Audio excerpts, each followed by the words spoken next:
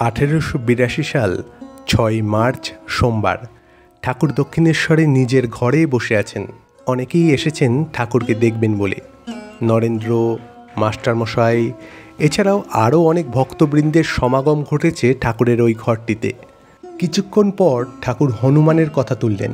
ঠাকুরের ঘরে দেওয়ালে একটি হনুমানের ছবি টাঙানো ছিল। সেই ছবিটিকে দেখিয়ে ঠাকুর বলছেন, দেখো হনুমানের কি ভাব, ধন মান দেহ সুখ কিছুই চায় না, কেবল ভগবানকে চায়। যখন স্ফটিক স্তম্ভ থেকে ব্রহ্মাস্ত্র নিয়ে পালাচ্ছে তখন মন্দোদরী অনেক রকম ফল নিয়ে লোভ দেখাতে লাগলো।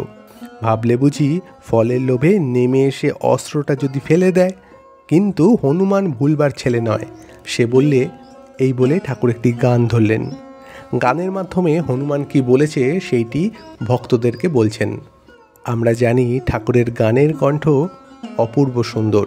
সেই ঐশ্বরিক সুন্দর কণ্ঠ নিয়ে ঠাকুর গান ধরলেন, আর ভক্তরা খুব আনন্দের সাথে মুগ্ধ হয়ে ঠাকুরের গান শুনে চলেছেন।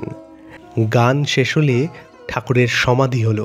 ঠাকুর একেবারে বাহ্যজ্ঞান শূন্য হয়ে বসে আছেন, ঠিক যেমনটা আমরা ঠাকুরের ফটোগ্রাফে দেখতে পাই, ঠিক সেই রূপ।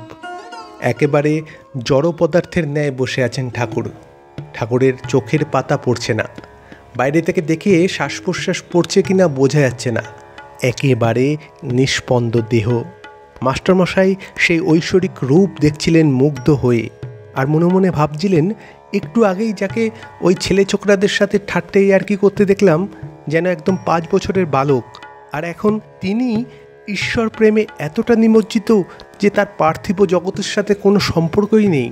তিনি পরম লোকে বিরাজ করছেন এখন। আহা, কি অদ্ভুত রূপ!